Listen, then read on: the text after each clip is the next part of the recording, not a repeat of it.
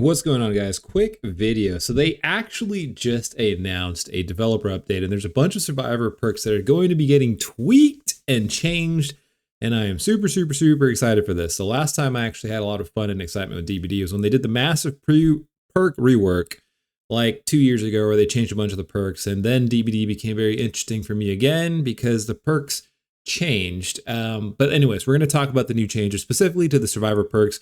They're doing a rework on the Night and the Singularity, and they buffed a bunch of killer perks too. A lot of perks that don't see play. They basically cut the cooldown times for them in half. So we'll see if those perks see more play in the meta. So I'm pretty excited for that for killer side.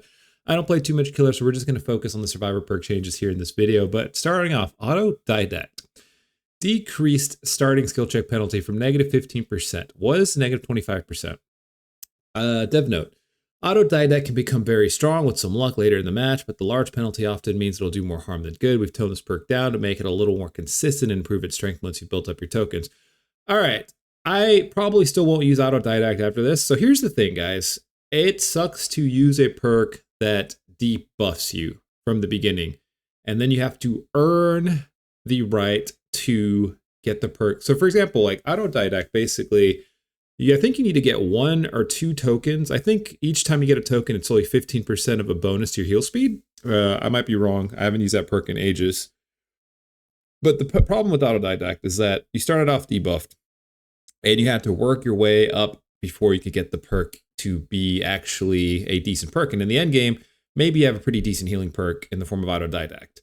The issue is that it debuffs you. Nobody likes using a perk that debuffs you, with the exception of No Mither, but No Mither has its own reasons why it's like fun to be debuffed in that sense, because you do get a lot of gains for it. No Mither, you're broken, but you can recover from the dying state. You don't leave any blood. You don't have any guards of pain. So this is just a flat debuff starting out with the potential to work your way up.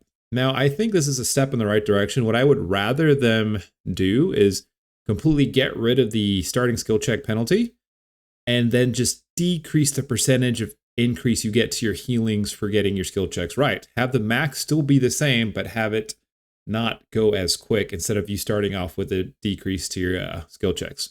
But that's just my opinion on balancing an autodidact. But glad to see this perk getting some changes and hopefully see more play in the meta. Empathic Connection, Yoichi's perk. Increase the healing speed bonus to 30% instead of 10%. This is great. 10% was nothing. 30%? Now we're talking. It's not as good as Botany, not as good as We'll Make It, but it's another viable healing perk. I think after this, Empathetic Connection will probably see a lot more play. It's a very nice perk, and it does things a little bit differently than some of the other healing perks.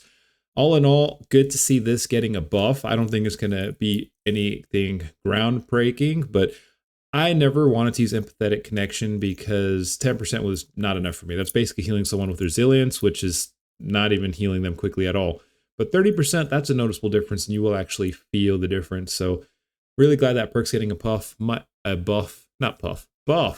Definitely might see myself running this in more altruistic builds. The dev note. Empathetic Connection is great for showing injured survivors where you are, but the healing speed bonus is a bit low. We've increased the speed to heal others 30%. Good, very good. The big one, Iron freaking Will. I was literally just thinking about this because during the holiday event, you can get your invitations and you can make yourself completely quiet for a few seconds. I was thinking, man, how good is it to have that ability? And in my head, I was thinking if I reworked this perk, I would make it to where you activate it and you have like 30 seconds or like a minute of not making any grunts of pains, and then it wears off and goes on cooldown. But this is perfect. They're reverting it back to not quite as strong as it was, because remember, it still has the effect to where if you're exhausted, Iron will not work. But grunts of pains are reduced by 100% again. Oh, thank freaking God. I cannot wait to use Iron Will in some builds. I'm so glad this perk is back. The only downside is it won't work if you're exhausted. They still have that mixed in with the perk, but I think that's what they should have did at the start. So you can't really stack this with exhaustion perks. It's either you get to be quiet or you get to use a chase perk. And honestly, most of the time, I think I'd rather just be quiet. I'm so happy Iron Will's back. So happy. Dev note. Iron Will already makes survivors fairly quiet, but even the slightest noise can give away your position. We have increased the effects of the perk and reduced the gap between tiers to make lower tiers more useful. All right, that makes sense. So if you don't have the perk fully unlocked, it's kind of pointless using it at 25% or 50%. Granted, you don't need to play the game that much to get it to tier 3, but honestly, great freaking change. Jake Park's Iron Will is back. Resurgence. They flat out just buffed it, increased the healing granted from being unhooked from 50 to 70%. So when you come off the hook with 50% health, it would still take 8 seconds to heal you. Now you'll have 70% of your health. So to put that in perspective, it'll probably take around 5 seconds to heal you. So you're saving another 3 seconds. Resurgence is currently a little weak. And since it can only activate twice per match, we've increased the healing it grants. I think they should probably make this a little bit better. I think what this perk is missing is it should give you resilience to the hemorrhage status effect, because the hemorrhage status effect is what ruins Resurgence. Whenever you get unhooked, if you're afflicted by like Sloppy Butcher and hemorrhage, you'll lose all that health basically instantly. Now, this is a step in the right direction, but I think that would be the thing that this perk should need. Or maybe just like have that be a second side effect, is like having this perk when you come off the hook, you're 70% healed, but on top of it, you are immune to hemorrhage. That I think would make this perk definitely something viable and worth using. And it would definitely be unique. There's like no survivor perk that does anything like that makes you immune to like the hemorrhage status effect. So I think that'd be a really great way of subtly buffing this perk a little bit more. But it's a step in the right direction. I'm super excited about it. I like using this perk with leader because it makes your teammates heal you 25% quicker. So basically, whenever you get unhooked, your teammates can heal you in like, 3 or 4 seconds. Now with the buff, super excited to see Resurgence getting buffed. Solidarity, I actually used this in a build video recently. I haven't dropped it yet, but it'll be coming like next week sometime, as well as a top healing builds video I shot. Increase the healing conversion rate from 50% to 70%. Was 50%. Flat buff. So dev note, Solidarity can be a little tricky to use, requiring you to be injured to find another survivor to heal. And I said this in my video too when I was playing with Solidarity. I'm like, I realized that was the issue of this perk. Is that you have to be injured to get value out of it. And when you're injured, you don't really want to be risking yourself getting rescues and hooks and healing other people. Unless you just have both managed to escape the killer, you know? Increase the conversion rate to make it more impactful when it comes into play. I like this, but kind of the same thing with Resurgence. This does get hard countered by hemorrhage, but also I would like to see this get some other minor little buff. They're doing great though. Don't get me wrong, I'm not complaining. Like, these are steps in the right directions, and I'm really excited to see other perks becoming useful.